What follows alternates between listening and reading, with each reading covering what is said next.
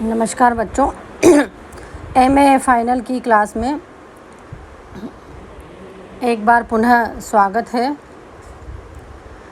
सभी का।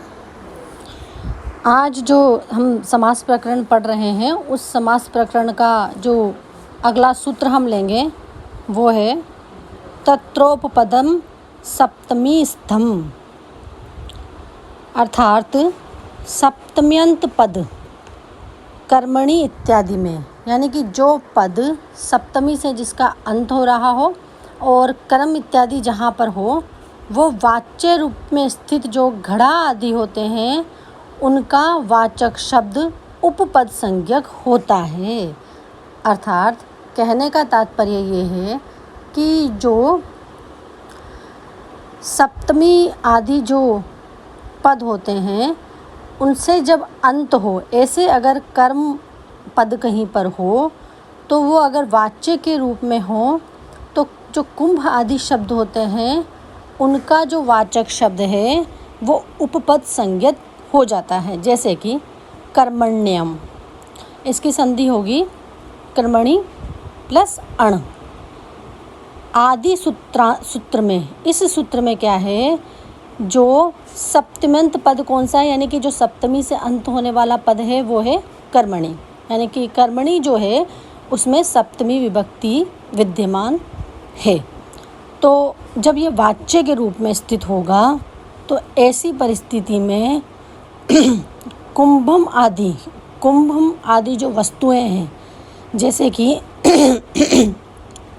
कुंभम करोति, अर्थात घड़े को बनाता है, तो इस प्रकार से यहाँ पर कुंभ जो है उसकी कर्म संज्ञा होगी। और इस प्रकार जो घड़े का वाचक जो कुंभम शब्द है उसकी उपपद संज्ञा होगी। अब उपपद संज्ञा क्या है, तो उपपदम तिंग, कहने का तात्पर्य सुबंत उपपद का समर्थ शब्द के साथ नित्य समास होता है। अर्थात जो सुबंत यानी कि जिसमें सुब प्रत्यय विद्यमान हो और वो उपपद हो तो उसका जो है किसी समर्थ पद के साथ हमेशा से ही समास होता है। और यह जो समास है ये तिगंत नहीं होता। तिगंत हम सभी जानते हैं, तो यह जो है वो तिगंत नहीं होता।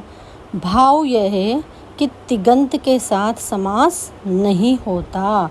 सुबंत उपपद का समर्थ के साथ ही नित्य समास होता है, तिगंत के साथ समास नहीं होता। जैसे शब्द हम यहाँ पे देखेंगे, कुंभकारः शब्द है। अब अगर आप इसका विभाजन करते हैं तो कुंभम करोति, कुंभ बोलते घड़े को, और करोति यानी बनाना, तो कुंभम करोति अर्थात घड़े को बनाता है। इस प्रकार का जो लौकिक विग्रह होगा उस लौकिक विग्रह में, और कुंभ गंस कार, कुंभ के साथ गंस प्रत्यय यहाँ पर आया और कार, ये इसका अलौकिक विग्रह हो जाएगा। और यहाँ पर गति कारोक पदानाम, इस परिभाषा के अनुसार उपपद में जो सुप है, अर्थात उपपद कौन सा, कुंभ, और कुंभ में सुप प्रत्यय कौन सा है, गस, सुजष्ट जो होते हैं ना वो सुप प्रत्यय, तो उत्तर पद में जो सुप अर्थात गस विद्यमान है उससे पहले ही उपपदम तिंगम, इस सूत्र से समास हो जाएगा और कुंभकार शब्द होगा। इससे क्या होगा, प्रथमा के एक वचन में जो रूप बनेगा वो बनेगा कुंभकारः। यहाँ पर जो बात ध्यान देने योग्य है, कुंभम करोति इति, अर्थात जो घड़े को बनाता है, इस अर्थ में कुंभ रूप जो है वो कर्म के उपपद होने पर क्र धातु से अण कर्मण्य प्रत्यय हो करके कुंभ प्लस कृ प्लस अण प्रत्यय हो जाएगा। और क्र का जो री है, ऋषि वाला जो री है, उसकी जो है अचो अणिति सूत्र से वृद्धि, यानी कि रे के स्थान पर आर रूप में वृद्धि हो जाएगी। और कुंभ प्लस कार प्लस अ, इस प्रकार से कुंभकार शब्द बनेगा। और इसी प्रक्रिया के अंतर्गत यह जो है वो उपपद समास होता है।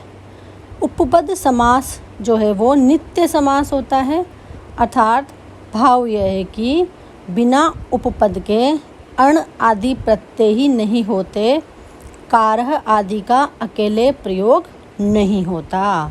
तो इस प्रकार से यहाँ पर कुंभकार रूप सिद्ध हो जाएगा। और हम आगे अगर बात करते हैं तो उपपद समास जो है तिगंत से नहीं होता, इस प्रकार की भी बात है। और जो गति कारेति आदि सूत्र है वो क्या कहता है कि गति कारक और उपपद का कृदंत के साथ सुप के आने से पहले ही समास हो जाता है। जैसे कि हम सूत्र यहाँ पे एक शब्द रूप हम देखें, कच्छपी, कच्छेन पीबती, अर्थात जो कच्छ से पीता है। इस विग्रह में सुबंत शब्द है कच्छ और वो उपपद होने के कारण पा धातु से क प्रत्यय होकर के कच्छ पा प्लस अ अर्थात क। इस दशा में पा के आ का लोप हो जाता है।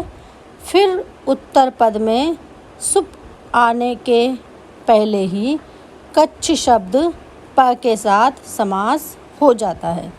इस प्रकार कच्छप शब्द जो है वो जातिवाचक है, अतः जातिवाचक शब्दों से गी प्रत्यय होता है। यदि यहाँ सुप आने के पश्चात समास होता तो सुप से पहले टाप प्रत्यय हो जाता। इस प्रकार से हम अगला सूत्र लेंगे, तत्पुरुषास्यंगुले सस्य आव्य आद्य।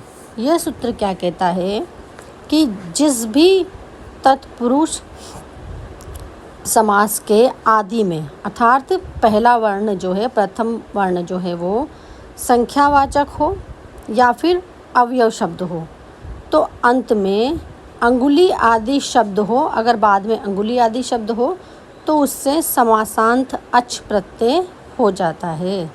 जैसे कि द्वय अंगुलम, द्वे अंगुली प्रमाणम अस्य, यानी कि 2 उंगली का माप। इस प्रकार से यहाँ जो है वो विद्यमान होगा।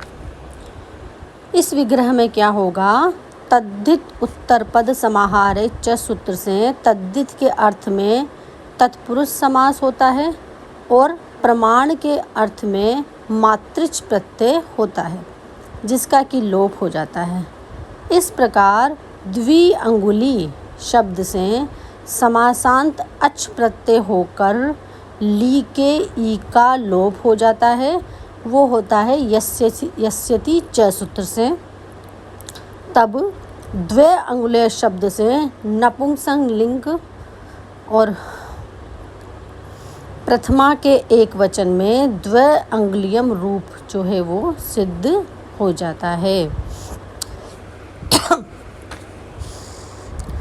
एक और उदाहरण हम ले सकते हैं, निरअंगुलम। इसका जो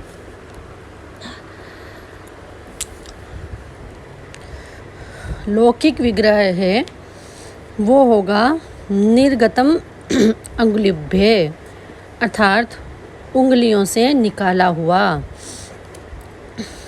इस विग्रह में निर का अंगुली के साथ निरादायः क्रांताद्य पंचमया, इस सूत्र से प्रादि समास होता है और समासांत अच प्रत्यय होकर के पहले के समान ही निरअंगुलम रूप बन जाता है।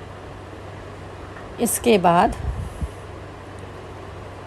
अगर हम देखते हैं तो इसी तरह से जो है निरअंगुलम रूप जो है वो सिद्ध हो जाता है।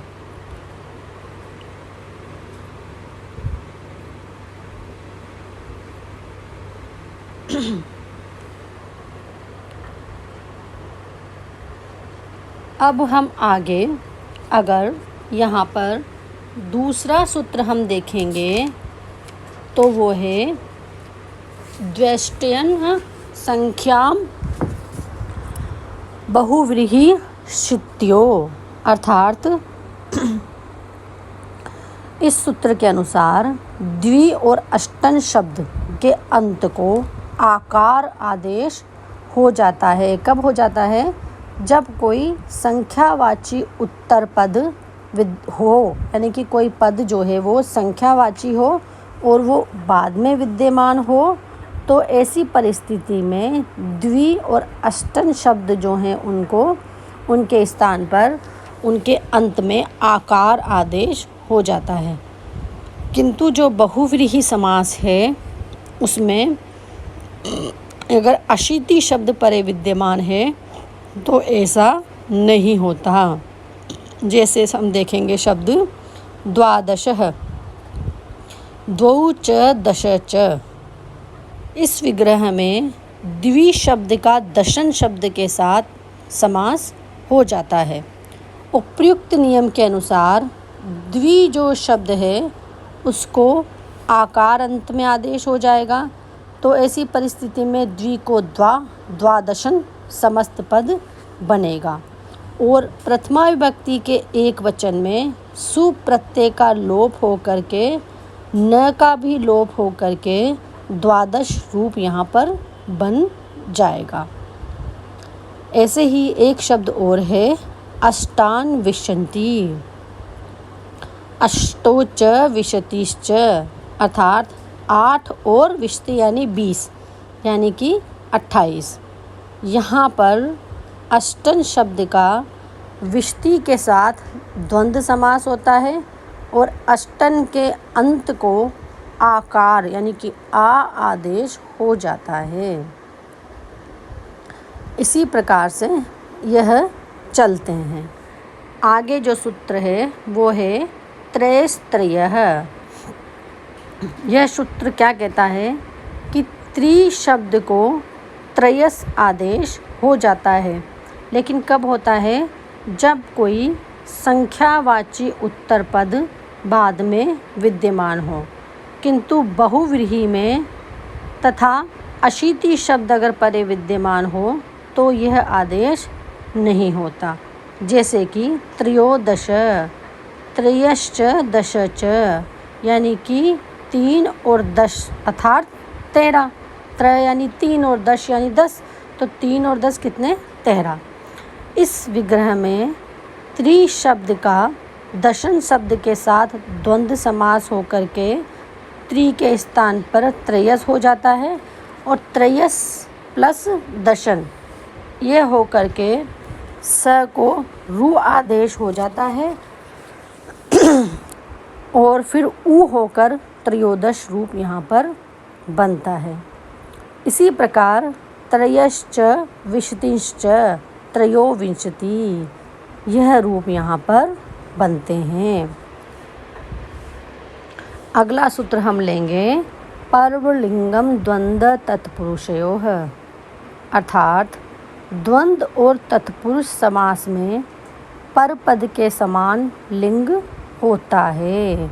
यानी कि जो द्वंद्व समास होता है और जो तत्पुरुष समास होता है उसमें जब हम लिंग का निर्धारण करते हैं कि ये पुल्लिंग है, स्त्रीलिंग है या नपुंसकलिंग है, तो वो परपद अर्थात बाद वाले पद के आधार पर ही उसका निर्धारण किया जाता है। जैसे कि कुक्कुट मयूरो इमे, कुक्कुटश्च मयूरीश्च, अर्थात मुर्गा और मोरनी। इस विग्रह में द्वंद्व समास होता है, किंतु यहाँ पर ध्यान देने वाली बात यह है कि इसके परपद अर्थात बाद वाला पद कौन सा है? इसमें मयूरी, और वो स्त्रीलिंग है। इसीलिए यहाँ पर द्वंद्व और तत्पुरुष समास में परपद के समान लिंग होने से यहाँ पर समस्त पद उपर्युक्त नियम के अनुसार स्त्रीलिंग में ही बनेगा। इसी स्त्रीलिंग को ई में स्त्रीलिंग नाम का जो सूत्र आगे आएगा उसमें अधिक मात्रा में स्पष्ट किया गया है। इसी के विपरीत अगर हम देखें तो मयूरी कुक्कुटो इमे, मयूरीश्च कुक्कटश्च, अर्थात मयूरी और मुर्गा। यहाँ पर इस विग्रह में द्वंद्व समास होता है। यहाँ पर जो परपद है अर्थात जो बाद वाला पद है वो है कुक्कुट और वो पुल्लिंग है, इसीलिए समस्त पद यहाँ पर पुल्लिंग में होगा। ईमो इसी पुल्लिंग को प्रकट करने वाला है, अर्थात द्वंद्व और तत्पुरुष समास जो होते हैं उनमें पर पद यानी बाद वाला पद जो है जिस भी लिंग का होता है, स्त्रीलिंग हो या पुल्लिंग हो, तो वो पूरा शब्द जो बनता है वो बाद वाले लिंग के आधार पर ही बनता है।